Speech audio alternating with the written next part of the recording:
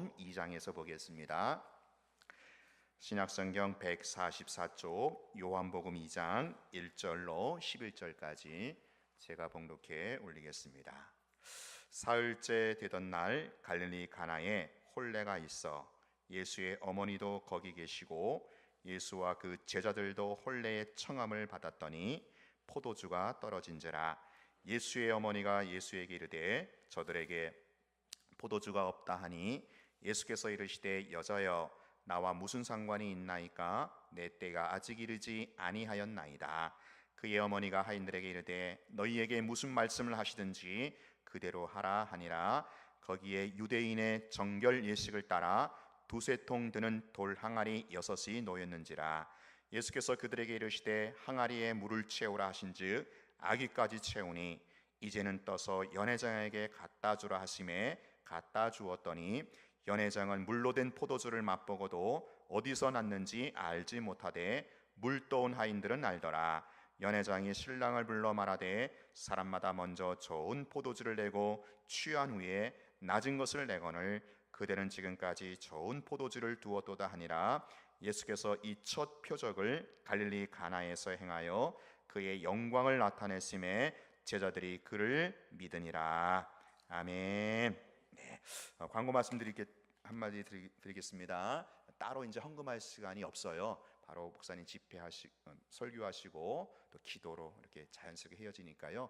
내일 새벽 집회 그리고 밤 집회 2번 남았으니까 설교 전까지 혹시 기도 제목 있으신 분들은 감사 예물 준비하셔서 뒤에 우리 부목사님에게 내주시면 설교 전까지 여기 강단에 올라와서 목사님 봉헌기도 해주시도록 하겠습니다. 이제 성의 둘째 날 저녁 집회 본문을 가지고 혼인잔치의 기적이라는 제야로 말씀 전해주실 때 변함없이 계속해서 더 깊은 은혜가 있으시기를 바랍니다. 아멘. 네, 목사님 봉헌기도 해주시고 말씀 전해주시겠습니다. 감사합니다.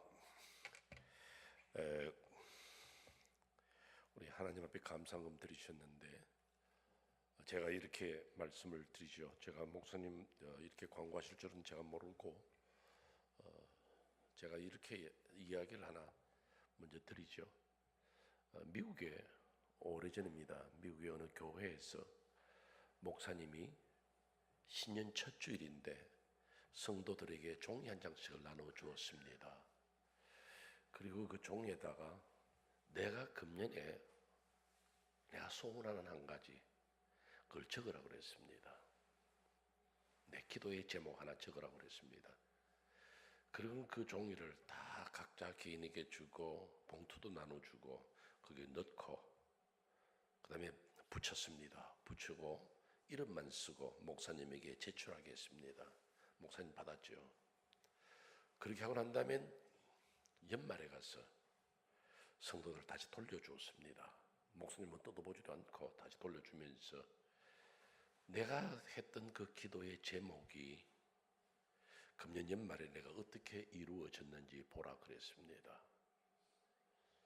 모두가 다 봉투 하나씩 뜯어서 자기 건데 보면서 내가 기도했던 대로 되었다, 안 되었다도 할 수 있겠죠.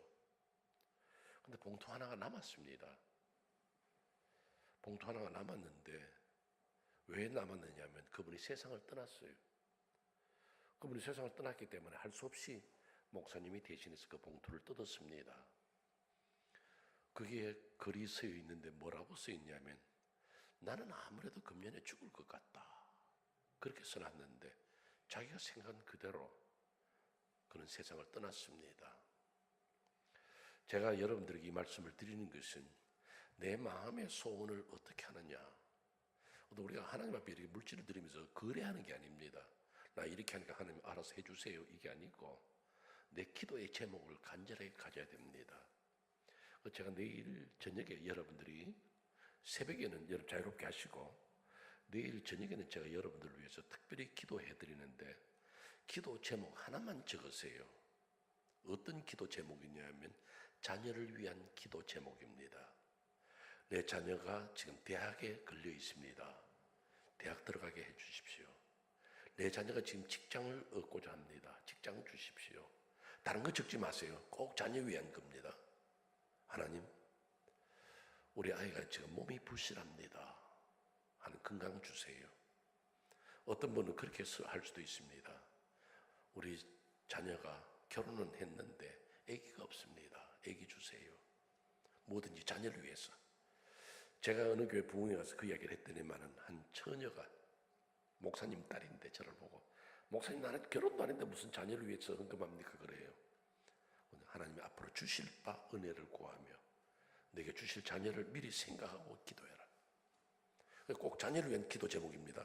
그럼 제가 위에서 축복 기도할 테니까 여러분이 그 기도에 얼마나 마음을 담느냐, 이것이 굉장히 중요합니다. 한 가지만, 뭐 우리 기도 제목 얼마나 많습니까? 이것도 저것도 다 있는데 내일 저녁엔 특별히 내 자녀를 위한 기도 제목, 여러분이 하셔도 되고 안 하셔도 돼요. 저는 헌금 올라온 대로 기도해 드리는데 헌금에도 여러분들이 정성을 한번 쏟아보세요. 제가 재미난 이야기를 하나 해드릴까요? 저는 우리 영광교회 와보니까 재미난 이야기를 많이 해드리고 싶어. 근데 한국은행에서요 5만 원짜리 하고 1,000원짜리 하고 동시에 찍혀 나왔습니다. 그리고는 제가 흩어지잖아요. 흩어졌는데 한 세월이 한 10년 만에 이 둘 만났어요. 얼마나 반갑든지 아이고야 너는 어떻게 지났냐 보니까 5만 원짜리는요 아직도 얼굴이 팽팽하고 노랗고 아주 좋아. 그런데 1,000원짜리는 어딜 돌아다녔다 왔는지 퍼런 색깔은 없고 거의 허옇게 돼가지고 얼굴이 사가서 왔어요. 그래서 야 얼마나 부러운지 1,000원짜리가 5만 원짜리 보고 물었습니다. 넌 어딜 그렇게 갔다 왔는데 아직도 얼굴 색깔도 안 변하고 아직도 그렇게 노랗냐? 그러니까 5만 원짜리가 고개를 바닥에 세우고 뭐랐냐면 나는 크루즈 여행도 가봤고 나는 비행기도 타봤고 골프장도 가봤고 뮤지컬도 봤고 그런 자랑만 합니다. 그리고 얼마나 귀하게 지냈어요. 그러면서 5만 원짜리가 1,000원짜리를 보고 너는 어떻게 하다가 그래 얼굴이 사갔냐? 그러니까 1,000원짜리가 나는 교회만 왔다 갔다 했다 그러더래요. 무슨 말인지 알아들으실란가 몰라. 자원 여러분들 내일 정성껏 하나님 앞에 헌금하면서 자녀를 위한 기도의 제목 제가 특별히 축복 기도해 줄 테니까 그렇게 아시고 내일은 그렇게 마음을 담아서, 그리고는 여러분들이 하나님 알아서 하십시오 아니라 한번 기도 제목 올리고 난 다음에 내년에는 이렇게 이루어지셔야 됩니다. 그 기도 제목 하나 꼭 기도하세요. 한번 올리고 난 다음에 잊어버리지 말고 그 기도 제목을 1년 동안 계속 기도하시면서 응답받는 여러분 되시기를 바랍니다. 기도하겠습니다. 제가 이름들을 안 부릅니다. 오늘 밤에 올리신 분들, 우리 주님 성의 두 번째 날 저녁입니다. 저희들이 모여서 주의 말씀을 듣고자 이렇게 모였습니다. 주님이여 오늘 밤에도 내 심령에 내 가정에 우리 두 내외에게 우리 교회에 꼭 주셔야 할 말씀 주시고 이 말씀에 따라서 내 인생을 걸어볼 수 있게 하여 주옵소서. 말씀 앞에 서면서 귀한 예물을 드려 싸우니 부족한 종은 잘 모르나 이 예물 가운데 쓴 그 소원대로 주께서 응답하시고 저들이 바친 물질 이상으로 하나님 많은 것으로 갚아 주시옵소서. 말씀과도 역사하실 주님의 은혜를 기다려오며 우리 주 예수 그리스도 이름 받들어 기도 올리옵나이다. 아멘. 여러분들이 오늘 읽으신 이 본문의 제목 말씀은 신앙생활한 분들은 거의 다 압니다. 예수님이 갈릴리 가나 혼인잔치에 가셔서 물로 포도주를 만들었다. 누구나 압니다. 근데 저는 여러분들에게 이것을 본문으로 삼고 말씀을 좀 드리려는데 가장 중요하게 말씀을 드리고 싶은 것이 예수님께서 이 땅에 오셔서 행한 기적이 많습니다. 보리떡 5개와 물고기 2마리로 5,000명 이상 사람 먹였잖아요. 물 위로 걸어가시잖아요. 나병 환자를 고쳤어요. 대단한 기적이거든요. 그보다도 더 놀라운 기적은 사람이 죽었다가 살아났어요. 그런 기적이 많은데도 주님이 그 기적을 제일 먼저 안 행하시고 물로서 포도주 만든 기적을 제일 먼저 행하셨고 성경은 그것이 첫 번째 기적이라고 일부러 밝힙니다. 왜 그랬을까요? 그냥 첫 번째 기적이 뭡니까? 물로 포도주를 만든 기적입니다. 말은 하는데 왜 그랬을까? 여기에 대해서는 확실하게 이야기를 못합니다. 그래서 제가 그 이야기를 해드리려는 거죠. 우리가 사실 이 문제, 물로서 포도주 만든 기적을 주님이 제일 먼저 행하셨다는 이걸 명제로 두고 우리 그리스도인의 생활이 어때야 되느냐, 이걸 제가 말씀드리려는 것이에요. 제가 오늘 저녁에 세 가지 말씀을 드리려고 합니다. 하나는 무엇이냐면 인생은 뭔가 모자라고 연약하다는 거예요. 여기 갈릴리 가나에 혼인잔치가 있었는데 옛날 번역은 포도주가 모자란지라, 포도주가 부족해요. 그것이 인생의 길입니다. 하나님이 사람을 창조하실 때 저는 그런 생각을 종종 해봅니다. 하나님이 사람 창조할 때 돌덩어리로 사람을 만들었으면 얼마나 단단하겠습니까? 아니요, 쇳덩어리로. 철근이 있잖아요. 그걸 가지고 사람을 만들었으면 얼마나 단단하겠습니까? 근데 하나님 사람 창조하실 때 흙으로 만들었거든요. 흙으로 만들었다는 것은 여러분이 아시다시피 아이들이 백사장에 가서 아이들이 집에서 흙으로 뭘 만들었습니다. 여러분도 만들어 보잖아요. 물기가 너무 많아도 철벅철벅해서 모양 안 나옵니다. 물기가 너무 없으면 퍼석퍼석해서 잘 깨어집니다. 만들어지지도 않아요. 근데 하나님이 사람을 창조할 때 흙으로 만드셨다. 그건 뭘 이야기하냐면 연약한 인생이라는 걸 가리킵니다. 시편 89편에 보면 에스라인 에단이 그 말합니다. 하나님이여 인생을 어찌 그리 허무하게 창조하셨는지요. 참 인간 연약합니다. 제가 어제쯤에 말씀드렸잖아요. 제가 데리고 있던 우리 부목사가 지금 50대인데 심장마비로 죽을 줄 누가 알았어요? 나는 너무너무 쇼킹해요. 나하고 같이 목회하던 분이에요. 인생이 그렇단 말이에요. 너무 연약합니다. 우리 한국 사람들이나 세계 사람들의 평균 연령을 어떻게 보느냐, 남자가 말해요. 한국 같으면 한 80 보잖아요. 근데 여자는 80 한 34, 5까지 간다고요. 평균 연령이. 여자는 또 오래 살아요. 죄송한 표현입니다만 부인네들이 남편한테 두드려 맞아가면서도 남편보다 더 오래 살아요. 신기하거든요. 그래서 제 생각에는 아마 하나님이 여자는 갈빗대로 만들어서 좀 더 단단한가 보다, 그 생각을 하지만은 원재료가 흙이니까 똑같이 무너지는 거예요. 누가 인생이 강하다, 단단하다, 대단하다 이야기하겠어요? 인생 정말로 흙덩어리 너무나 부족해요. 제가 토론토에 사는 때, 지금도 살고 있습니다만은, 그때 한 집사님이 한 분 계셨어요. 그 집사님은 연세가 84인데 그때 제가 만났을 때 일제시대 때 니시라는 선생님한테서 건강 훈련을 받았어요. 그렇기 때문에 자기가 너무너무 건강한 거예요. 그분은 캐나다가 참 추우거든요. 추운데 추운 겨울에도 그냥 언더웨어 밑에 말하자면 팬티 하나 입고, 그 다음에는 다 벗고 그냥 담요 하나 더 덮어 쓰고 그 추운 겨울에 베란다에 나가가지고 냉수마 잘하시고 그렇게 사신 분이에요. 주무실 때도 바닥에 요도 아니에요. 담요 같은 거 얄팍 하나 깔고, 그 다음에 일부 시트 같은 거, 광목 같은 거 하나 덮고 그냥 주무시는 거예요. 베개는 목침 베고 주무시고. 자, 얼마나 건강한지요. 그래서 내가 일제시대 때 그 니시 선생한테 배운 이 건강 교육이 좋더라. 그래가지고 토론토 교민사회에 이걸 알리겠다고 한약방 한 귀퉁이를 빌려가지고 니시 선생 건강훈련소라 해가지고 건강교육을 시켰어요. 한 번은 제가 그 약방의 주인이 저희 집사였기 때문에 제가 신방관리를 잠깐 들렀더니만 저를 보고 좀 보래요. 목사님 좀 봅시다 그래요. 왜요? 그러니까 이번에요 제가 며칠 전에 우리 패밀리 닥터 주치의한테 가서 건강진단을 받았습니다. 피검사하고 오줌검사하고 울트라사운드하고 뭐 엑스레이 찍고 다 했는데 며칠 전에 우리 패밀리 닥터가 결과를 이야기해 줍디다. 뭐라고 그러던데요? 그러니까 그 모든 그 피검사하고 다 조사해 보니까 영감님 몸에는 병이 하나도 없습니다 그러더래요. 그러면서 저를 보고 하시는 말씀이, 아무래도 제가 백수는 할 것 같아요. 그래. 백살은 살겠대요. 근데 그렇다고 해서 에이 그럴 수 있겠습니까? 말은 못 하잖아요. 그래서 내가 막 그렇게 오래 사십시오 하고 나왔는데 며칠 있다 소식 들으니까요. 교통사고로 세상을 떠났더라고요.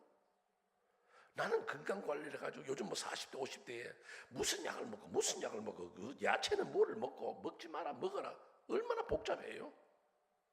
근데 그게 내 마음대로 안 된단 말이에요. 왜요? 우리는 연약한 육체를 가지고 있기 때문에.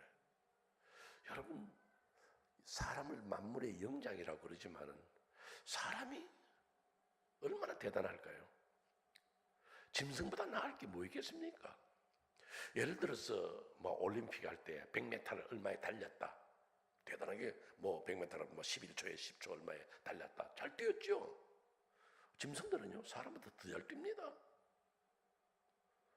지금 사람들은 밤눈이 어둡고 그러지만은요 짐승들은 밤에도 잘 뛰고 자기 갈 길 다 갑니다. 사람들은 나이가 들면요 안경을 껴야 돼요. 안경도 해마다 달라져 또 도수가 있어가지고. 저도 옛날에 안경 안 꼈거든요. 이제는 성경을 읽으려면 또 안경 돋보기부터 찾아야 돼요. 여러분 짐승들 돋보기 쓰고 다니는 거 보셨어요? 안 쓰고도 잘 다닙니다 여러분. 우리는 뭐가 안 들렸어?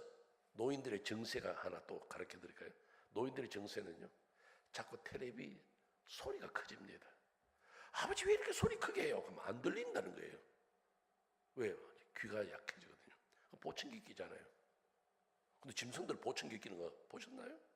짐승들은 돋보기 안 써도 보청기 껴도 그냥 살아간다고요. 그건 제가 하나의 비유로서 말씀을 드리는 거지만은 인생은 육체적으로 약합니다. 제가 오래전에 이 독일에 베를린에 연합부흥회가 있어서 제가 간 적이 있습니다. 그런데 저는 이 부흥회 가면 관광을 별로 안 다니거든요. 제가 좋아하는 게 하나 있습니다. 뭐 좋아한다 그럽니까? 예, 그거를 기억하면 제가 다시는 못 옵니다. 여러분들 설교 듣고 난 다음에 잊어버려야 돼요. 그럼 뭐라고 했더라? 그래야 돼요. 제가 잠을 좋아하기 때문에 저는 부흥회 가도 관광을 안 다닙니다. 그냥 호텔에 그냥 날 그만두세요 그래요.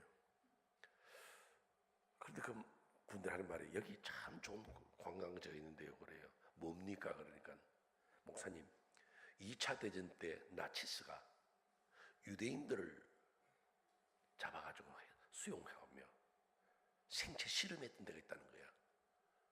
와 그거는 가보고 싶더라고요. 왜냐하면 드라마로도 봤고 영화로도 봤고 나치스가 생체 실험하고 유대인들 학살했고 가봅시다 그래요. 그게 어딘데요? 그러니까 작센하우젠이래요. 베를린에서부터는 1시간 밖으로 나가요. 그 독일에 있는 교포들은요 그걸 작센하우젠이라 안 그럽니다. 작살하우젠이라 그래요. 사람을 작살을 했다고. 그래서 이제 여러 목사님들하고 같이 그 작센하우젠을 갔어요. 가보니까 목사님 여기입니다 하는데 철조망을 쭉 쳐놨더라고요. 지금은 어떻게 된지 난 몰라요. 그때 얘기를 하는 거예요. 근데 오른쪽으로 들어가면서 보니까 큰 벙커가 있더라고요. 저기 뭡니까? 그러니까 저런 데서 사람을 수용했습니다 그래요. 거긴 안 들어가 봤어요. 그리고 가니까 기념관이 있어요. 기념관에 들어가니까 또 요 오른쪽에 조그만 기계 하나 있더라고요. 저거는 뭡니까? 그러니까 독일이 연합군과 미국과 전쟁할 때 전쟁 비용을 마련하려고 이 미국 달러를 위조하던 위조 지폐기래요.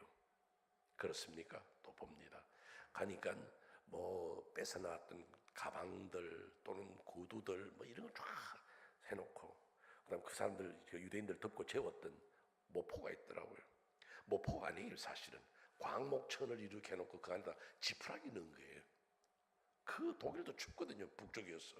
그걸 덮고 그걸 깔고 잤던 게 얼마나 춥겠어요. 인간 취급하는 거예요. 그 여러 가지를 쭉 보고 나왔습니다.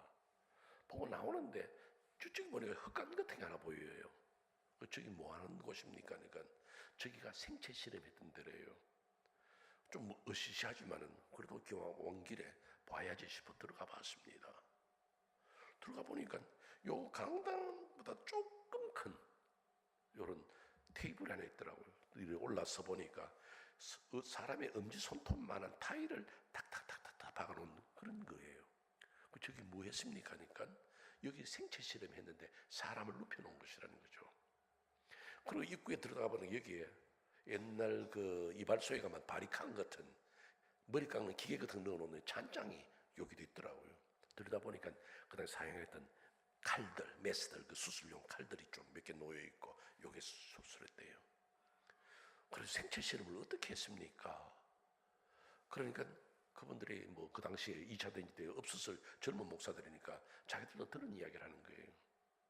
예를 들어 사람을 영하 10도에 물에 담궈가지고 얽혀 죽이는 거예요. 또는 영하 20도.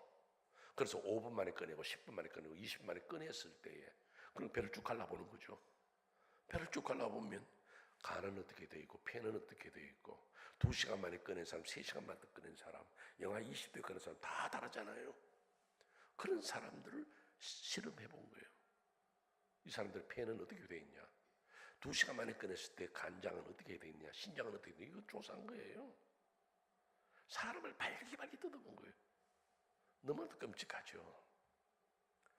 그런 것만 아니라 실제로 사람을 이렇게 뜯어 발견해보면요, 어느 정도의 사람들 다 비슷한데 사람을 이렇게 신체적으로 분석해보면요 아무것도 아닙니다. 여러분, 그냥 사람의 몸 분석하면요 비누 한 7장 만들 정도의 지방질이 사람에게 있어요.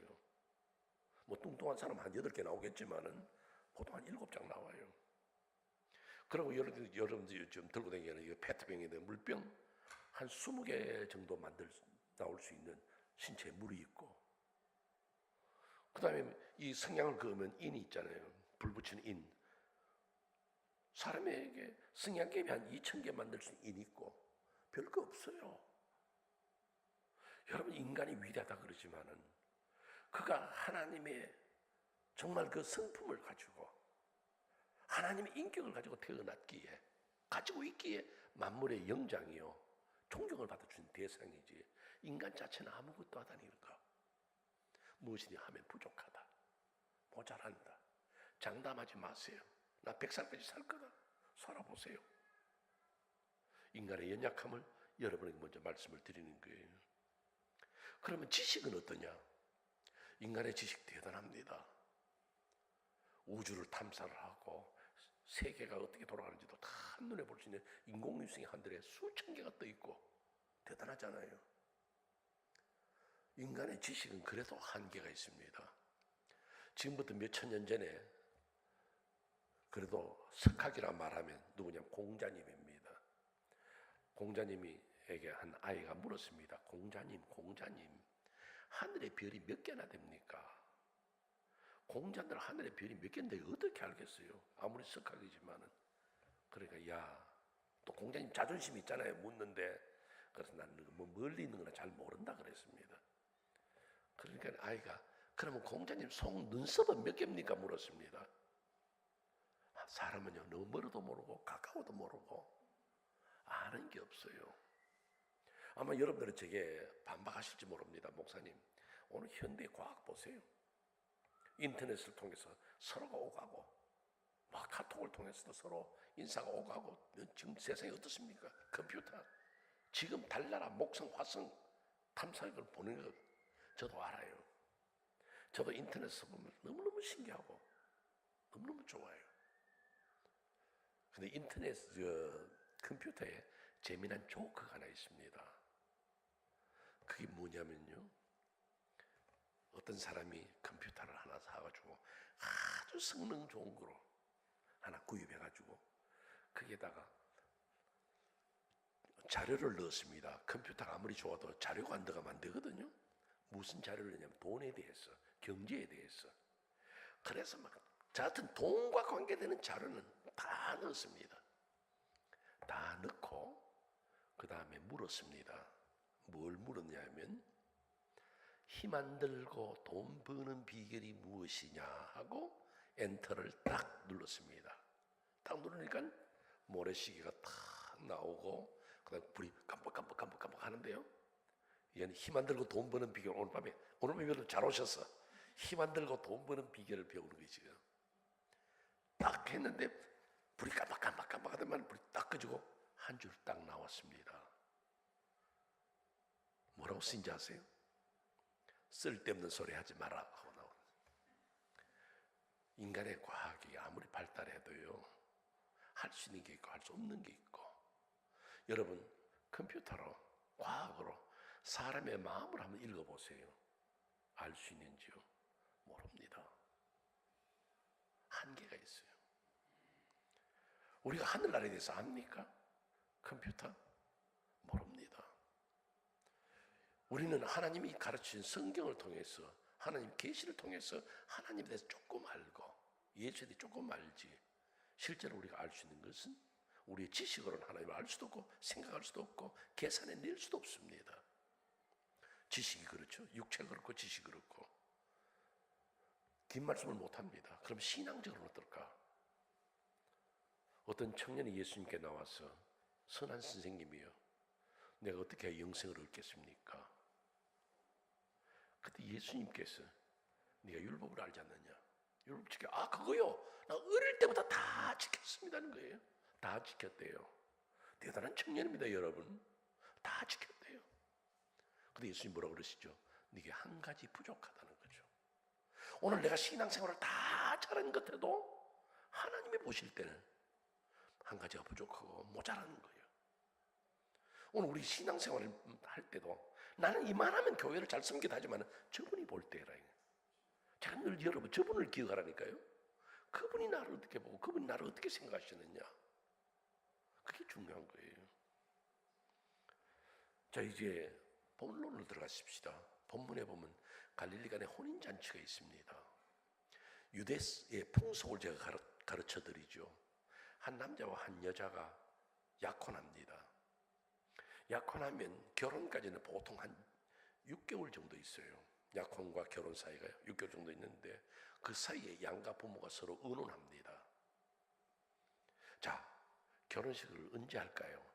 결혼식 날짜는 주로 신랑 아버지가 결정합니다. 여러분 성경에도 그렇게 나오잖아요. 우리 주님이 이 땅에 오신 것은 초림이고 우리가 약혼입니다. 그러면 이제 주님이 오시는 것은 우리의 결혼, 그래서 하늘의 공중잔치라 그러잖아요. 근데 그게 언제입니까? 모르니까 예수님 뭐라고 그러시죠? 그날과 그것은 아무도 모르고 오직 아버지만 아신다는 게 바로 유대 전통에서 나온 말이에요. 주님만이 아는 거예요. 신랑 아버지가 결정하는 거예요. 그러면 이제 두 번째로 결정할 게 뭐냐면 그 결혼식 날 줄에 연회장을 누구로 할까요? 그건 아무 랍비가 좋아. 아무게 선생님이 좋아. 그분 모시자. 또 이제 의논합니다. 날짜 정해졌고 주례자 결정되었고, 그러면 이제 중요한 게 손님이 얼마나 오느냐. 그래야 음식을 준비하잖아요. 그럼 그 집에는 손님이 얼마나 오겠습니까? 예, 우리는 집안이 커서 한 100명 정도 오겠죠. 우리는 뭐 그렇게 하지 않았으면 한 20, 30명 오겠죠. 그러면 150명이 다 잡고 보통 결혼식을 일주일 했단 말이에요. 그럼 얼마나 많은 걸 먹겠어요?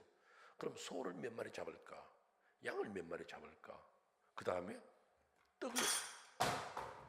세상에 이렇게 변수가 있습니다. 목사님 그냥 두세요. 괜찮아요. 물이 아니고 떡을 얼마나 준비할까? 떡. 그 다음에 준비할 것이 마실 포도주예요. 물이 아니고 포도주예요. 포도주를 준비하는 거예요. 다 준비됐어요. 그러면 포도주를 얼마나 하면 되겠다. 다 계산 나오잖아요. 다 계산했어요. 그런데 포도주가 모자란지라. 우리는 자식을 키우면서, 여러분들 자녀들은 꿈이 어떻습니까? 내가 내 자녀를 낳았을 때 이 자녀 공부 잘하고 똑똑하고 부모에게 잘하고 많은 꿈을 뚫습니다. 그건 내 계획이에요. 그것이 여러분의 마음대로 안 된다는 거예요. 여러분 사업하면서 내가 이 사업하면 실패할 거다 생각하고 사업하는 사람 아무도 없습니다. 내가 이 사업하면 틀림없이 성공할 거다 생각했는데 믿지를 못하는 거예요. 성공이 장담이 안 되는 거예요.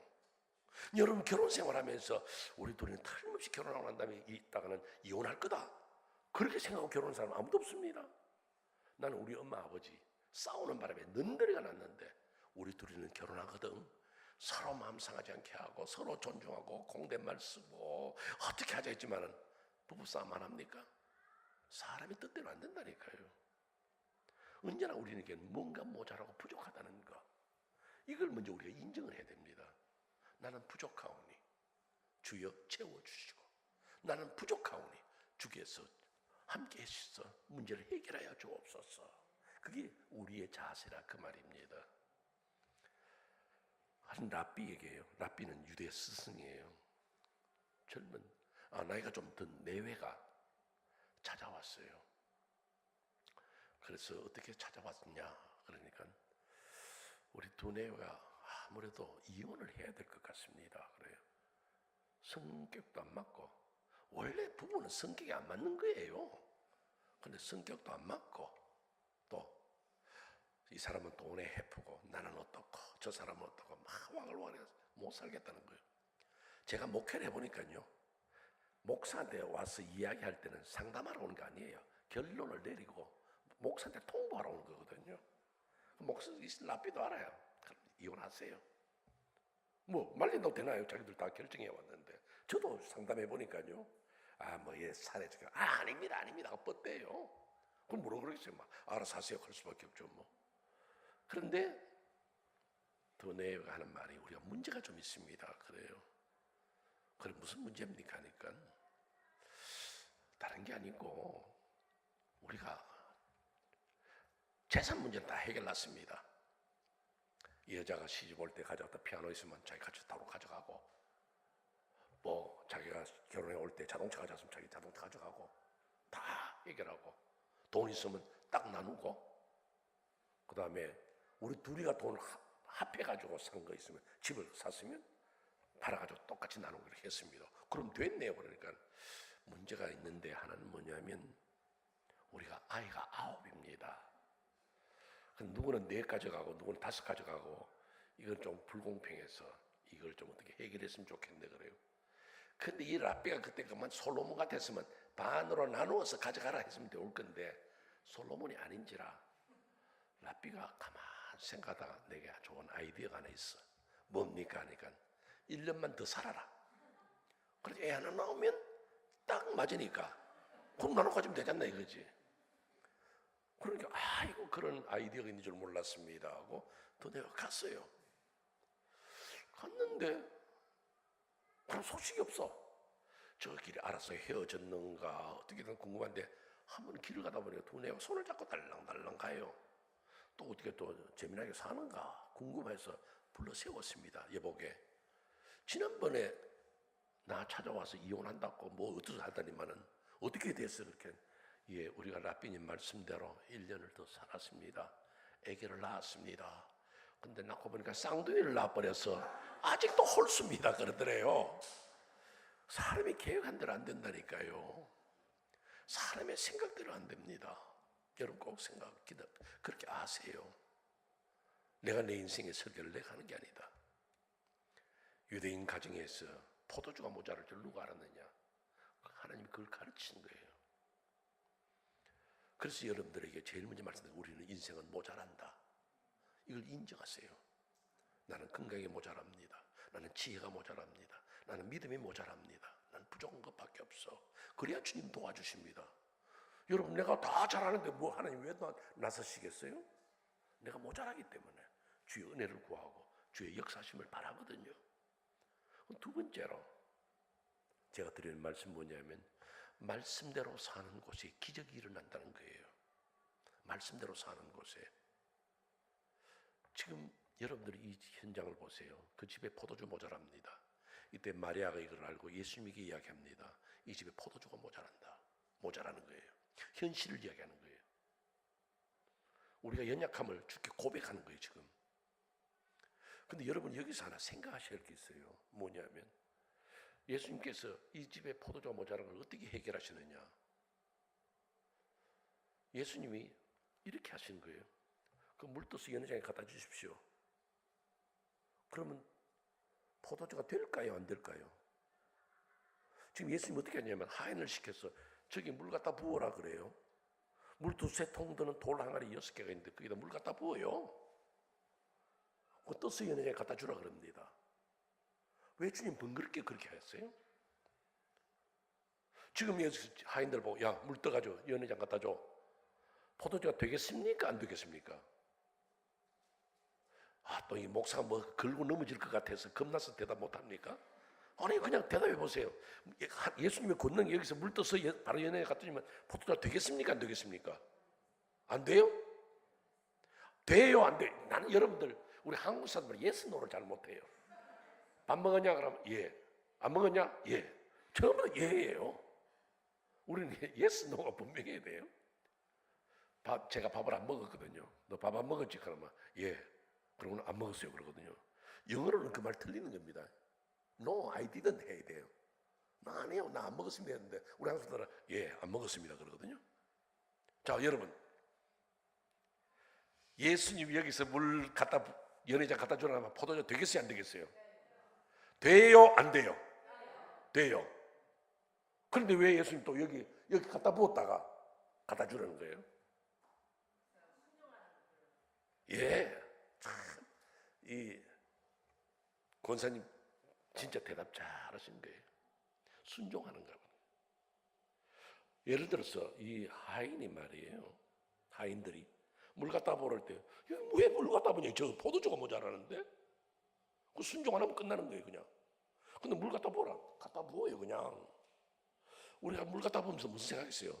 요즘처럼 포도주스 가루에 탱 같은 포도주스 가루가 있어가지고 그거 좀 가져와가지고 여기다 타가지고 지금 저 안에 이미 포도주 많이 마셔가 얼큰하게 취해 있을 테니까 그냥 색깔만 비슷하면 탱 가루 타가지고 포도주스 가루 가져가면 시원하다 잘 먹었다 할 수도 아니겠나 생각했을 수도 있겠죠. 근데 예수님 물 갖다 부으라는 거예요. 차라리 예수님이 내가 이렇게 제자들과 다니다 보니까 어느 집에 포도주를 많이 담근 남아있다 하더라. 그거 좀 갖다 줘라. 그건 이해가 돼요. 근데 물 갖다 부으래요. 물을 왜 갖다 붓습니까? 물을. 근데 갖다 부으는 거 그냥 순종하는 거예요. 그냥. 그 뜻을 연회장에 갖다 주라는 거예요. 지금 물을 누가 갖다 부었는데요? 자기들이 지금 물 갖다 부은 거예요. 하인들이. 근데 그 물 떠서 연회장에 갖다 주라는 겁니다. 아이고 이거 물 떠가지고 갖다 주다가 내가 연회장에 따기 맞으려고요? 그런데 따기를 맞든 안 맞든 하인들은 예수의 말씀에 순종하는 그냥. 물 떴습니다. 갖다 부었습니다. 떴습니다. 연회 갖다 줍니다. 그거밖에 없어요. 그런데 기적의 체험을 누가 하느냐? 물 떠온 하인들은 알더라는 거죠. 신앙생활은 다른 거 없어요. 내가 하나님의 말씀에 얼마나 순종할 줄 아느냐. 내가 그냥 하나님의 말씀대로 그냥 살아가는 거예요. 기도 생활 하라 그러면 기도 생활 하면 되는 거예요. 말씀을 읽으라 그러면 말씀을 읽으면 되는 거예요. 그냥 아니 말씀 읽는다고 뭐가 돈이 나옵니까? 뭐가 나옵니까? 그건 우리 문제 아니에요. 11조 생활해라. 아이고 살기가 얼마나 빡빡한데 11조를 드려요. 그거는 내 생각이에요. 물 갖다 붓는다고 되나요? 그러나 물 갖다 붓습니다. 그냥 떠서 연애 갖다 주라. 그럼 또 갖다 줍니다. 그 과정 속에서 기적을 체험한단 말이에요. 여러분들이 늘 그렇게 합니다. 하나님 내 기도 응답 좀 하소서. 나도 기적 좀 체험하게 하소서. 여러분 기적을 체험하기 전에 내가 하나님 말씀대로 얼마나 살았는지를 한번 돌아보세요. 저는 늘 주장하는 게 있습니다. 사랑을 받으려거든요. 사랑받을 짓을 하는 거예요. 여러분들 집에서 아이들이 공부 좀 해라. 인터넷 좀 하지 말고 게임 하지 말고 공부 좀 해라는데 그 말을 하나도 안 듣고 나갈 때 아빠 용돈 좀 줘 할 때 용돈이 나가겠어요? 주먹이 나가겠어요? 사랑을 받으려면 하나님의 은혜를 받으려면 은혜 받을 짓을 하고 행동을 해야 하나님이 축복하고 싶단 말이에요. 내가 하나님 앞에 올바르게 살지 못하면서 손을 들고 하늘을 향해 복을 받으려 해보세요. 안 돼요. 여러분 우리 찬송에 그 찬송이 있어요. 세상 모두 사랑 없어 냉랭함을 아느냐 할 때 3절인가 4절 보면요 이 가사가 있습니다. 쓸데없이 하늘 보고 사랑받기 원하네 그래. 쓸데없다는 거예요. 사랑받을 짓을 해야 돼요. 그 사랑받을 짓이 뭔데요? 말씀에 순종하는 거예요. 어느 교회에요 여자 집사님이 한 분 계셨는데 그 여자 집사님이 참 착실해요. 주일이면 꼭 나와서 예배드리고 새벽기도도 나오고 수요일도 나오고 기도생활 열심히 해요. 그러면 어느 날 목사님 보고 목사님 제가 기도 제목이 하나 있습니다. 목사님 내가 이건 참 평생 가지고 있는 기도 제목인데 목사님 이 기도 좀 같이 해주시고 이 기도 응답받도록 해주세요. 뭡니까? 그러니까 우리 남편이 위한 기도 제목인데요. 우리 남편이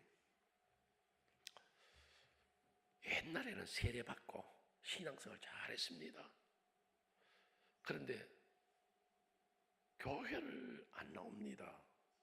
같이 좀 신앙생활, 짱믿음이 얼마나 힘듭니까? 두뇌와 같이 앉아 예배드리며 찬송 부르는 게 참 좋은데 나는 늘 혼자 옵니다. 남편 대체면 왜 교회를 못 나옵니까? 그러니까 우리 남편이 등산을 좋아해가지고 늘 등산 갑니다. 토요일까지는 직장 갔다가 그 다음에는 주일날 되면 나는 내 건강 생각해야지 그러면서 등산을 가니까 언제 가겠어요? 사실 주일밖에 없거든요. 그 등산 갔다가 저녁 늦게 돌아가니 또 월요일 가고 출근하고 하니까 교회 올 시간이 없습니다. 자기는 교회를 안 나와도 나 예수 믿는 거는 반대 안 합니다. 당신 열심히 나가라. 나를 위해서 기도해라. 등산 가서 안 넘어지도록 기도해라. 뭐 그러면서도 자기는 안 나와. 그냥 목사님 제발 우리 남편 신앙생활 좀 같이 할 수 있도록 좀 기도 많이 해주시고 그날이 오도록 해주십시오. 목사 알겠습니다. 늘 위해서 기도했습니다. 그 여자 집사님 생활 때 너무 안 됐고 또 위해서 기도도 해드리면서 목사님 아이디어가 하나 생겼어요. 연말인데 연말 당회 모여가지고 자 내년에 우리 서리 집사 뽑는데 누구를 할까요? 할 때 목사님 그랬습니다. 이 집사도 사람도 좋고 저 사람 좋은데 그 여자 아무개 집사님 알지요? 장로님들 다 알지요? 그 여자 집사님 남편이 세례도 받고 신앙생활 옛날에 잘했는데 그럼 등산에 빠져가지고 교회를 못 나오는데 그 집사를 금년에 서리 집사로 우리가 임명을 해버립시다. 그러면 코가 꿰가지고 교회를 안 나오겠습니까? 아니 장로님들이 뭐 목사님이 그렇게 생각하시면 그렇게 한번 해보십시오. 또 좋은 아이디어이기도 하고 한번 해봅시다 그래요. 그래서 신년 첫 주일 딱 되었을 때 아무개시 우리 교회 서리 집사입니다 광고를 한 거예요. 본인은 없어 등산 가버리고. 그런데 부인 집사 얼마나 좋던지 그날 저녁으로 집에 가가지고 여보 우리 교회에서 당신을 서리 집사로 임명을 했어. 집사가 뭔지 알지? 교회 출석 꼬박꼬박 해야 되고 집사 가서 헌금대도 잡아야 되고 봉사하는 거 다 봉사해야 되고 신앙생활 잘해야 돼. 만약에 당신 주일날 등산 갔다가는 하나님의 벼락을 때리면 당신 어떻게 될지 몰라. 꼭대기 산 꼭대기 올라갔다가 벼락 더 안 맞겠어요? 그러니까 조심해야 되니까 절대로 당신 등산 가지 말고 교회를 나와야 돼. 남편이 그래도 자기가 서리 집사가 됐는데 어떻게 교회를 안 가고 등산을 가겠나 싶어서 그 다음 주일부터 교회를 나왔습니다. 부인 집사는 얼마나 좋던지 둘이 같이 찬송 부르는데 이 남자 집사는요 도무지 마음에 들지 않습니다. 이 오늘같이 좋은 날 등산을 갔어야 되는데 싶어 막 좀 있으면 못 있겠는 거예요. 근데 목사님은 설교할 때마다 엘리야가 갈멜산에 올라갔습니다. 예수님이 변화산에 올라갔습니다. 모세가 호렙산에 올라갔습니다. 맨날 산에 올라갔던 이 설교만 하는데 이 등산 좋아하는 집사가 어떻게 앉았겠어요? 그러니까 궁적 통이라고 뭐가 탁 떠오른 게 있는 거예요. 무슨 생각이 드냐면 집사가 예배 시간에 등산 갈 생각하면 죄다. 맞잖아요. 차라리 등산을 가가지고 내가 오늘 교회를 갔어야 되는데 교회를 갔었는데 회개하는 심령이 더 아름다워. 그래서 다음 주일은 내가 등산을 한번 가야 되겠다. 그렇게 마음에 결심하고 집에 돌아왔습니다. 돌아와가지고 부인 보고 이야기했습니다. 여보, 내가 예배 시간에 앉아가지고 등산 갈 생각하면 죄 아닌가? 그렇죠. 그건 죄예요.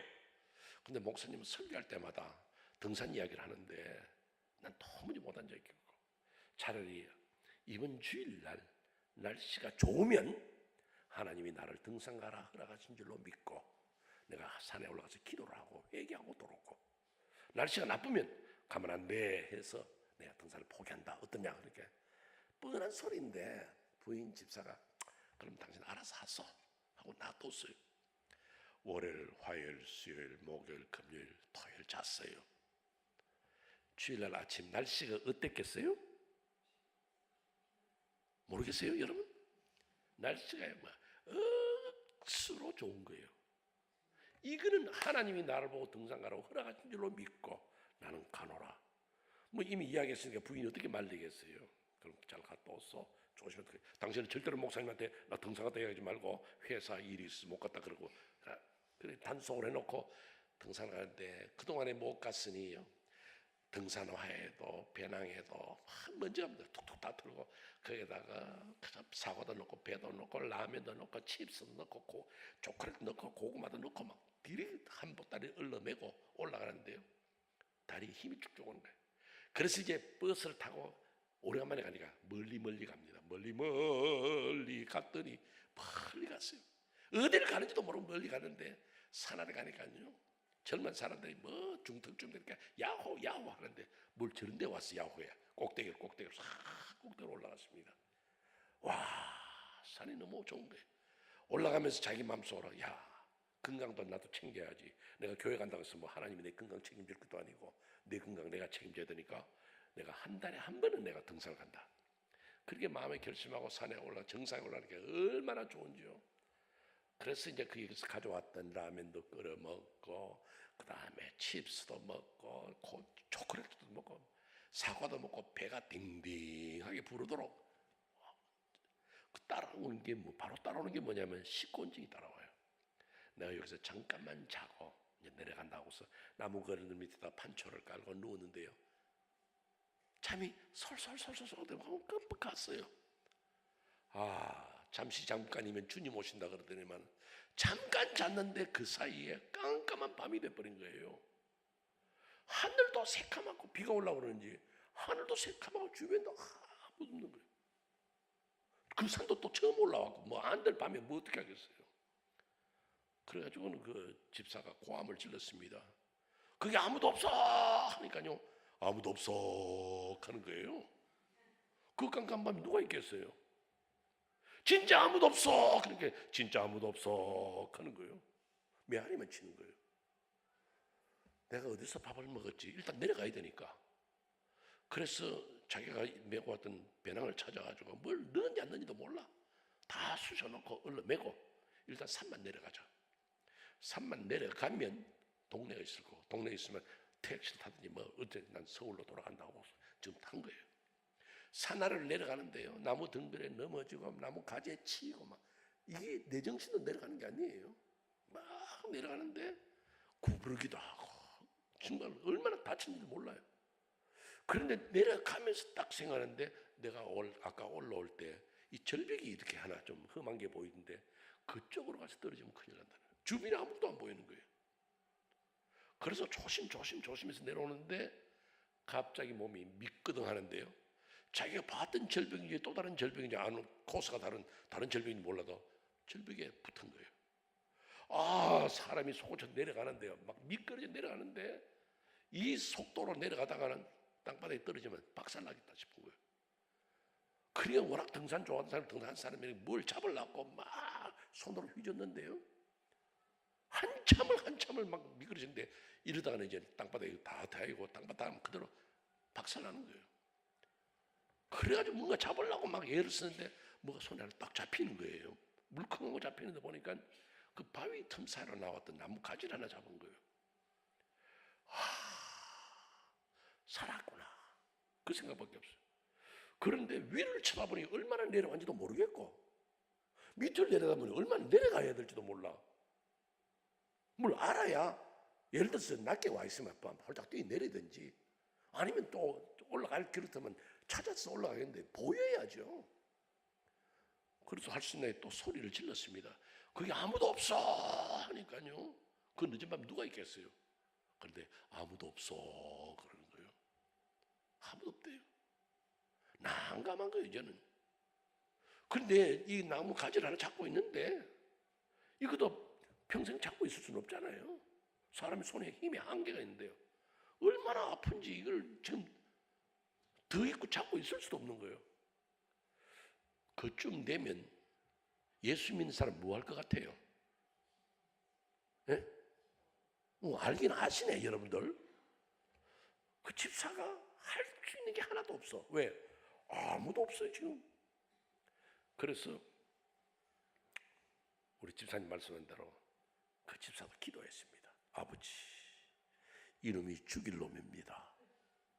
오늘 거룩한 주일인데 교회 가서 예배를 안 드리고 등산을 왔다고 하나님이 나를 혼을 내시는데 하나님 한 번만 살려주십시오. 근데 하나님이 가만 계세요. 하나님, 이놈이 죽일 놈이에요. 이 죄를 용서하시고 안식일을 범하고 이렇게 왔던 이놈을 용서하시고 한 번만 살려주십시오. 아까 내가 올라올 때는 내가 한 달에 한 번 온다 그랬는데 다시는 안 옵니다. 다시는 안 옵니다. 그리고 하나님, 내 이제 가면 이 등산화도 내버리고 뭐도 하고 안 하고 막 하는데도 가만히 계세요. 하나님, 한 번만 살려주세요. 막 매달리는데도 하나님 가만 계시는 거예요. 주여, 한 번만 살려주시오. 근데 갑자기 아무개 집사야 그래요. 누구십니까? 그러니까 네, 하나님이다 그래요. 아, 하나님 감사합니다. 이 깜깜한 밤에 나타나 주셔서 너무너무 감사합니다. 나 이 자리에서 한 번만 살려주시면 내가 주님 시킨 대로 이제 뭐든지 이제 주님만 믿고 주님의 뜻대로 살고 뭐 지금 무슨 소리 못 하겠어요? 막 벌소리 다 한 거예요. 그때 하나님께서 네가 나를 사랑하고 나만 믿고 이제 내 시킨 대로 하겠다 그러니까 내가 원하는 대로 내가 시킨 대로 하겠느냐? 예, 말씀만 하소서. 네 나를 믿느냐? 믿습니다. 그때 하나님께서 하시는 말씀, 네가 나를 믿고 나를 의지하고 나를 믿는다 그러니까 내가 시킨 대로 하겠다 그러니까 그럼 내가 네게 말하니 하겠느냐? 합니다. 무슨지 네 말씀하소서. 하나님께서 그러면 손을 놔라 그래요. 손을 놓으래요. 못 놓습니다. 왜요? 이걸 놓으면 박살나는데요. 나 믿는다면서요. 믿죠? 그럼 손을 놔라. 손은 못 놓습니다. 너 나를 안 믿느냐? 믿죠? 그럼 왜 손 못 놓냐? 손은 안 됩니다. 손은 다른 거는 말씀하십시오. 너 손 놔라. 못 놓습니다. 자, 이때 하나님이 지겠어요? 집사가 지겠어요? 집사도 안 집니다. 절대로 못 놓은 거예요. 근데 하나님 보실 때는 이미 다 미끄러져 내려와가지고 거의 땅바닥에 대해서 손만 놓으면 통 떨어지면 되는데 보여야 되거든요. 사람은요. 봐야 믿음이 생겨요. 사람은. 하나님은 손 놔라. 나는 못 놓는다. 사는 놔라. 못 놓습니다. 옥신각신하다가 이 집사가 뭐라 했냐면 그 하나님 말고 다른 사람은 없어 하고 고함을 질렀어요. 여러분, 왜 제가 이야기한지 아세요? 우리 믿음이 바로 그래요. 우리는 진짜 봐야 믿는다 그럽니다. 현실적으로 뭐가 돌아가야 믿는다 그럽니다. 그게 우리 믿음이에요. 성경에서 이렇게 살아라. 우리는 안 합니다. 11조 생활해라. 좋지요. 너 해라. 나는 못합니다. 우리 가정이 어려웠어. 내가 저 모기지 갚아야 할 일들이 너무 많았어. 내 사업시장에 빚이 많았어. 주일 성수해라. 주님, 이 가게 주일에 문 닫으면 장사가 안 돼요. 아예 차라리 가게 문 닫는 게 낫죠. 이러니까 믿음이 안 생기고 기적을 체험을 못하는 거예요. 기적의 체험은 물 갖다 부으라. 물 갖다 붓는 거예요. 이 물 갖다 부어서 뭐 하려고요? 갖다 부으라는 거예요. 그냥 순종하는 거예요. 그냥 순종. 여러분, 성경에 나타난 모든 사람들 보세요. 열문둥 나병 환자도 뭐라 그럽니까? 네 몸을 제사에 갖다 보이라. 그거 안수라도 하면 해주죠. 그냥 갖다 보이라는 거죠. 그게 순종하는 게 그냥. 성경에서 기적 체험한 사람 전부 다 순종한 사람이에요. 요단강에 가서 몸을 씻어라. 순종하는 그냥.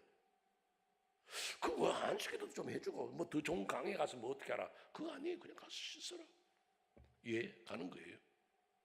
그 여러분들 우리 신앙생활에서 중요한 것은 뭐냐면 이 포도주 만든 이 기적에서 우리가 깨달은 것은 순종하는 것이다. 그래야 기적을 체험한다는 거죠. 그럼 마지막 세 번째 말씀을 드립니다. 마지막 세 번째 드리는 말씀은 뭐냐면 변화의 삶입니다. 변화의 삶.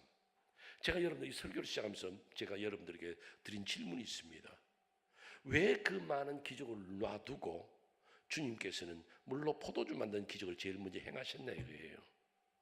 그것은 바로 신앙생활의 제일 먼저는 제일 우선권으로 나와야 하는 것은 여러분이 먼저 변화되는 것이 바로 신앙생활의 첫 단계이기 때문입니다. 영혼의 변화가 일어나지 아니하고 인격의 변화가 일어나지 아니하고 삶의 변화가 되지 아니하면 아무런 삶의 기적도 체험할 수도 없고 내 영혼의 변화도 일어나지 않습니다. 결단코 먼저 내가 변화돼야 됩니다. 언제나 내가 조심해야 이 그릇도 안 깨진단 말이에요. 내가요. 여러분 포도주를 어떻게 만드는지 아세요? 포도주요? 포도알을 따옵니다. 포도알을 다 따가지고 그것을 목욕통 같은 데 넣어요. 그럼 사람이 들어가서 밟습니다. 그럼 밟으면요, 그 밟는 그게 알이 터집니다. 포도알이 터져야 되잖아요. 포도알이 깨져요.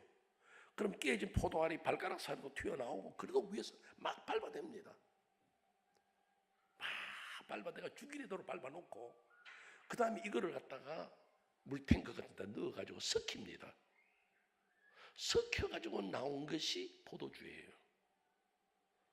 여러분 우리가 포도주가 된다는 것은요, 우리는 물과 같은 아무런 존재 아니에요. 그런데 그 포도주가 되는 과정을 보셔야 됩니다. 나라는 인격이, 나라는 자존심이, 나라는 고집이, 나라는 생각이 다른 사람에 의해서 밟힙니다. 내 인격도 밟히고 내 고집도 밟히고 내 성품도 밟히고 자존심 다 상했어요. 밟히고 난 다음에 이게 썩어야 돼요. 죽이 돼야 돼요. 싫어요 나도. 내가 왜 남에게 밟혀요? 왜 내가 아내에게 밟히고 내가 남편에게 밟혀야 돼요? 누구한테 밟히는 거 누가 좋아해요? 그러나 그리스도인의 변화는 어디서 오느냐 하면 이 썩어지는 데 있는 거예요. 이것이 썩어지지 않고 밟히지 않으면 포도주 안 되는 거예요. 제가 여러분들에게 물어보고 싶은 게 있습니다. 여러분은 물입니까? 포도주입니까? 누구든지 요한복음 2장 이 설교하면서요, 우리는 그리스도인 다 포도주다 그럽니다. 그러나 저는 글쎄요 그래요. 우리는 물은 아닙니다. 사실 우리는 물은 아니에요. 그럼 우리 뭐냐? 포도주요? 포도주는 썩은 거라니까요. 밟힌 거라니까요. 터진 거라니까요. 그럼 뭘까요? 제가 답을 말씀드리죠. 제가 이 답을 말씀드리면요, 여러분들 어쩌면 피식하고 웃을지 몰라요. 그러나 피식하고 웃으면서 우리는 울어야 됩니다. 왜요? 우리는 포도주가 아니고 가짜였기 때문에. 포도주는 아니고 물도 아니면 뭔데요? 답은 뭐냐면요, 포도주스예요. 포도주스는요, 포도주와 색깔 같아요. 맛도 비슷해요. 그러나 포도주스 먹고는 사람 안 취합니다. 포도주라야만 사람을 취하게 만들고 변화를 시키는 거예요. 여러분은 포도주입니까? 포도주스입니까? 나는 포도주입니다 말할 수 있는 분은 이런 분이에요. 내가 나로 말미암아 나의 기도와 나의 삶을 통해서 우리 시어머니가 바뀌어졌어. 그러면 난 포도주 맞습니다. 왜요? 내가 썩어짐으로 저 사람을 살렸기 때문에, 저 사람을 취하게 만들었기 때문에. 포도주스는 남을 취하게 못 만든다니까요. 오늘 우리 많은 그리스도인들이 포도주스로 살면서 포도주인 줄로 압니다. 이건 가짜예요, 가짜. 진짜 포도주는요, 주변의 사람을 변화시킵니다. 나 때문에 남편이 변화되었으면 포도주입니다. 내가 그렇게 신앙생활 하는데도 남편이 변화돼 안 돼, 자식이 변화 안 돼, 그럼 내게 문제가 있습니다. 우리는 그걸 깨달아야 됩니다. 제가 이민 목회를 하면서 저도 참 어려운 시절을 지냈죠. 뭐 그 이야기를 다 못 해드리고, 그렇기 때문에 제가 그 교회가 작을 때에는요, 제가 그저 장구치고 북치고 다 했어요. 주일 예배 설교도 하고, 그 다음에 학생들, 청년들 설교도 해주고, 성경도 가르치고 그랬어요. 구역 예배 때는요, 각 구역마다 제가 다 돌아다닙니다. 날짜 바꿔가지고 저 혼자 다 뛰는 거예요. 그리고 여름 되면 유년주일학교도 하기성경학교도 제가 해야 되고, 또 중고등학생들 수양회 가면 그것도 다 따라가서 다 해줘야 되고, 혼자 다 했어요. 뭐 그걸 자랑삼아 하는 게 아니고 그만큼 일꾼이 없었다는 이야기죠. 근데 이제 시간이 좀 지났습니다. 우리 교회도 교육자들이 한둘 생기고 교회가 재정적 좀 되어졌는데 어느 날 대학부 청년이 회장이에요. 헐레벌떡 내 방을 찾아왔어요. 그러면서 하는 말이 목사님 금년 여름 우리 수양에 또 같이 가셔야죠 그래요. 그래서 제가 같이 이제는 안 간다. 왜 갑자기 안 가신다 그럽니까? 그래. 이제 너희들 담당하는 전도사님들 모시고 가라. 아이고 갑자기 그렇게 안 가신다면 어떻게 합니까? 내년은 안 가시더라도 금년은 가셔야 됩니다는 거예요. 그것도 내가 뭐 아이들 무슨 큰 원수졌다고 절대로 못 가. 그걸 못 하잖아요. 그럼 금년이 마지막이야. 금년이 마지막. 그래서 제가 얘들은 중학교 작으니까 중학교, 고등학교, 그다음에 대학부 합동으로 수료를 해야 하거든요. 어디가? 그러니까 또 저 국립공원을 간대요. 좀 좋은 이 수영하는 데 가가지고 샤워 시설도 있고 잠 좀 잘 잘 수 있는 데면 얼마나 좋아요.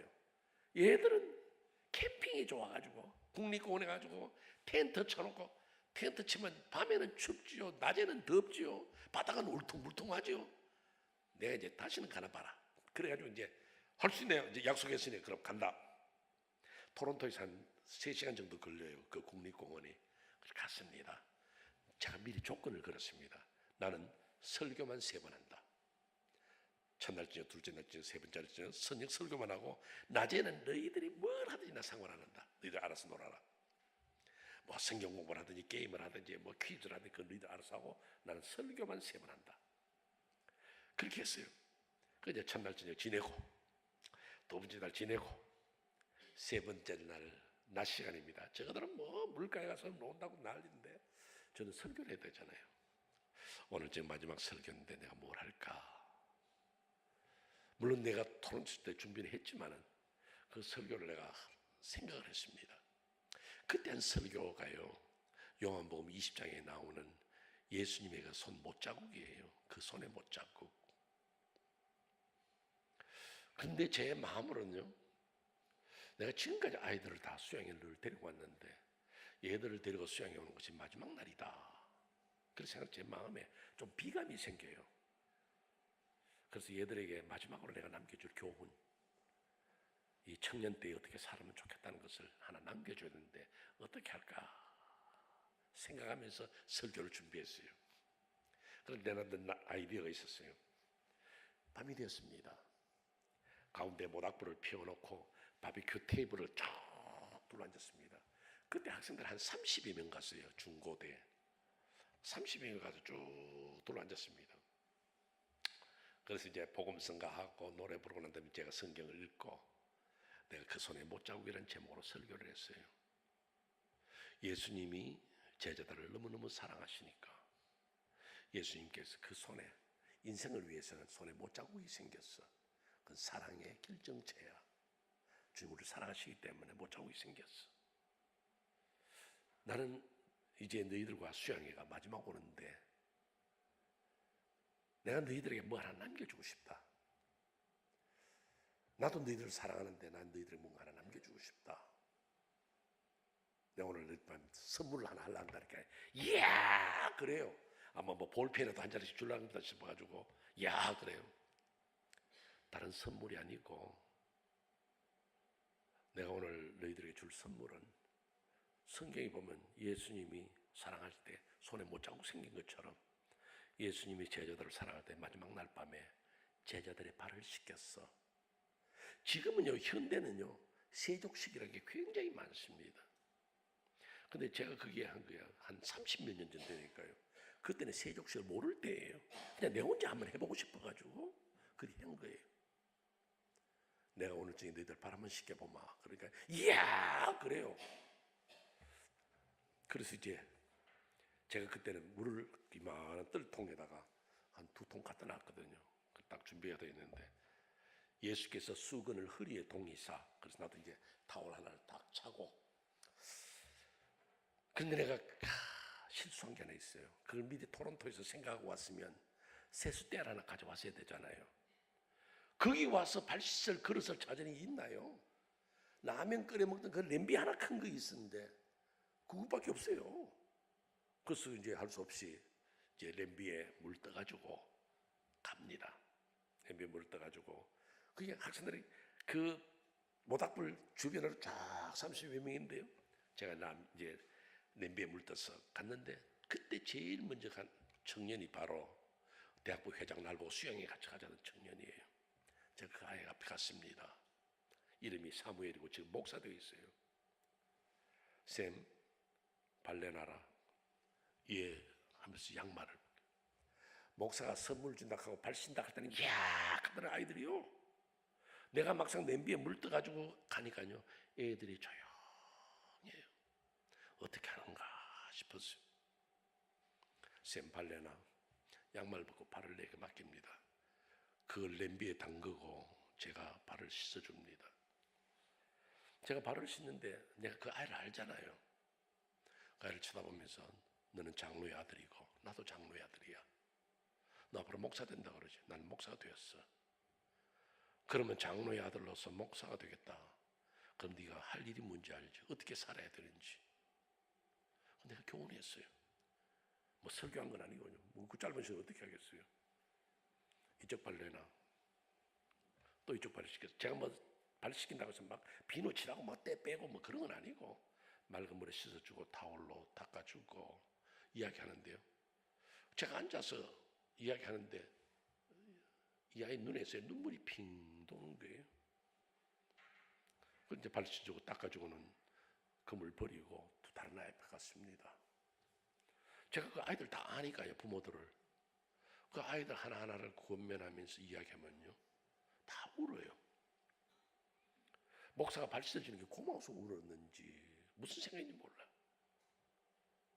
그런데 제일 먼저 떠나왔던 그 대학생 회장이요, 기타를 꺼내더니만 복음성가를 불러요. 그저 거기 앉았던 모든 학생들이요, 다 복음성가를 부르는 거예요. 나는 그냥 발 씻는데. 근데 내가 한참 씻다 보니까요, 저거는 테이블에 또 앉아있지만은 나는 그 밑에 쪼그려 앉아가지고 발 씻는데 막 모기는 쏘죠. 허리는 아프죠. 물 떠와야죠. 물 하나 떠다 주는 놈도 없어. 저거는 앉아 구경만 하는 거예요. 내가 물 떠오고 물 갖다 버리고 발 씻어주고 얼마나 바쁜지요. 아, 이거 오늘 잘못 시작했다. 예수님은 12밖에 안 시켰는데 나는 오늘 30몇 놈 시키니까 아, 얼마나 아픈지요. 그래서 발을 하나씩 시키는데요, 참 은혜로운 시간이에요. 아이들도 울고 나도 울고. 아이들 우는데 내 마음이 그렇게 아프고, 저는 눈물을 흘리면서 내가 떠온 물통 속에, 그 냄비 속에 눈물을 떨어뜨리고 다 울었어요. 그 가정을 아니까, 그 어머니를 아니까, 그 집안 형편을 아니까 위에서 이야기해주고 짧게 권면하면서 지내왔어요. 그런데 뭐 허리는 얼마나 아픈지요. 오늘 이게 잘못 시작했다. 이거 너무너무 힘드네 하는데요, 바로 그 생각을 딱 하는데 그때 학생 하나가 제게 이야기를 하는 거예요. 제가 발레나하고 그러는데 이름이 다니엘이에요. 난 이 아이에 대해서 내가 지금도 감동합니다. 지금 그 아이가요, 미국의 그 뉴저지에서 치과의사 하고 있어요. 아주 똑똑한 아이였어요. 왜 제가 그 이야기를 하냐면요, 예수님이 제자들의 발을 씻길 때는요, 그래도 베드로 같은 제자가 주님 이러시면 안 됩니다. 우리가 주님 발 씻겼는데 어떻게 주님 우리 발 씻고 가는데, 요놈 새끼들 한 놈도 그런 말 하지 않고 물도 하나 떠다주고 발만 들들 내미는데, 이 아이 앞에 딱 가는데요, 이 아이가 제게 뭐라고 말한지 아세요? 목사님, 걔가 중학교 1학년이에요. 중학교 1학년. 우리는 지금까지 목사님 발 한 번도 안 씻겨드렸는데 왜 목사님 우리 발 씻깁니까? 그래요. 아니, 대학생도 그 말 안 하는데 이 중학교 1학년이 그 말을 해요. 전 놀랐어요. 제 마음으로 목사야 네가 그따위 생각하고 있으니까 하나님이 이 아이를 통해서 말씀하지 않나 말이에요. 그때는 제가 좀 부끄럽더라고요. 그래서 제가 그랬습니다. 다니엘, 오늘은 목사가 발 씻기는 게 아니야. 목사는 이 교회 종이야. 종이 주인을 발을 씻기는 거예요. 너도 앞으로 크거든. 종이더라. 숨기는 자더라. 그게 발이 씻었어요. 또 아예 씻기고 거의 다 끝났어요. 거의 다 끝났는데 이쪽에서요 통곡 소리가 나는 거예요. 하는 거예요. 아니 도대체 누가 이렇게 통곡하면서 우느냐 싶어서 물을 떠서 가보니까요 그게 제 딸이에요. 중학교 1학년 되는 제 딸인데요. 난 지금 그 아이가 지금 나이가 40 넘었는데 지금까지도 내 그 아이한테 너 그때 왜 울었느냐 안 물어봤어요. 왜 울었는지 모르겠어요. 아버지 이게 뭡니까? 아버지가 그래도 교회에서 제일 큰 어른인데 저 코찔찔하는 중학생 앞에 가 발 씻겨주고 이게 뭡니까? 이 생각을 했는지 아니면 참 우리 아버지 훌륭하다. 종의 자리를 서자하고 이렇게 섬기는 거 참 귀하다. 그 생각을 했는지 난 몰라요. 제가 물을 떠서 제 딸아이 앞에 갔습니다. 제 딸 이름이 정실이라 그랬잖아요. 정실아 발려놔라. 이 자식이 울음을 그치고 예 그러면서 발을 내밀어요. 양말을 벗고 발을 내미는데요. 제가 그 발을 안고 지금 제 딸이에요. 제가 난 딸이에요. 오늘 밤엔 내가 섬기는 날입니다. 제가 그 발을 안고 냄비에다 발을 탁 담그니까요. 그만 이 자식이 두 팔을 벌리더만은 아빠 하는 거예요. 그때 제가 제 딸을 껴안고 얼마나 울었는지 모릅니다. 그때 제가 목회를 배웠어요. 제가 지금 40년 동안 목회했다 할 때 여러분들 제가 천사들하고 목회한 줄 아세요? 내 가슴 아프고 힘들게 하는 사람이 너무너무 많았고 어려웠습니다. 그러나 그때 그 기억, 그때 내 결심, 그때 내가 하나의 캐치프레이즈가 하나 있어요. 나 죽으면 교회 살고 나 살면 교회 죽는다. 나 죽으면 가정 살고 나 살면 가정 죽는다. 죽자.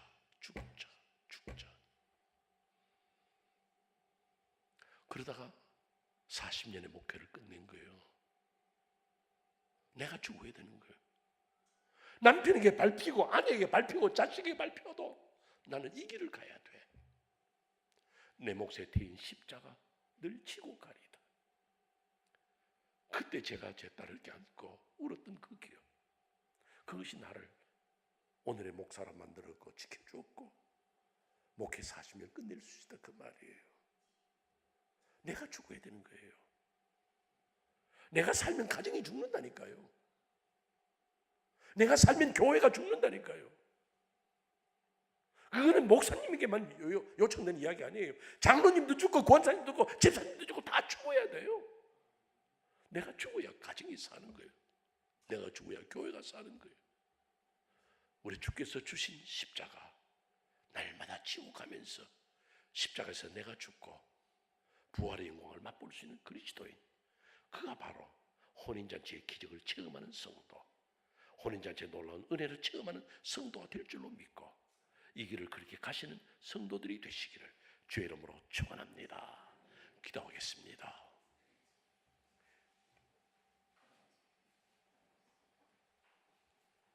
이제 우리 다 같이 머리 숙이시고 지난 시간처럼 여러분이 기도하실 동안에 제가 찬송을 불러드립니다. 여러분은 찬송 부르지 마시고 제가 여러분들에게 기도의 시간을 드릴 테니까 제가 부르는 찬송이 바로 이 찬송입니다. 인애하신 구세주여 내 말 들어서 죄인 오라 하실 때 날 부르소서. 주님, 왜 우리 가정은 남편이 이렇게 날 힘들게 합니까? 자식이 왜 이렇게 날 힘들게 합니까? 시부모가 왜 이렇게 날 힘들게 합니까? 처남이 왜 이렇게 날 힘들게 합니까? 남남을 하지 말고 주여 날 죽여 주시옵소서. 죄인 오라 하실 때 날 제일 먼저 불러주십시오. 내가 죄인이고 내가 죽어야 되고 내가 없어져야 되고 내가 사라져야 되고 나란 존재가 우리 가정의 화평을, 우리 교회의 화평을, 우리 전도의 화평을 무너뜨린다면 주님, 죄인 노라하실 때 날 불러주소서. 어제 우리 다 같이 한 목소리로 기도하시겠는데요, 주여 한번 외치시고 간절한 마음으로 한번 기도해 보시기 바랍니다. 뜨거운 마음으로 기도해 보시기 바랍니다. 주여, 걸어가신 우리들의 아버지 하나님이여, 은혜와 사랑을 감사합니다. 주님이여, 저희들이 하나님 앞에 온전하게 서기로 아버지 하나님 곁에 들리소서.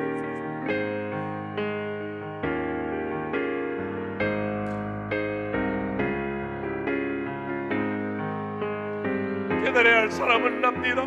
죽어야 할 사람은 납니다. 변화되어야 할 사람은 납니다. 남을 탓하지 말게 하여 주시고 죄인 오라실 때 날 불러소서. 주여 도와주옵소서. 주여 인도하시옵소서. 아버지여, 아버지여.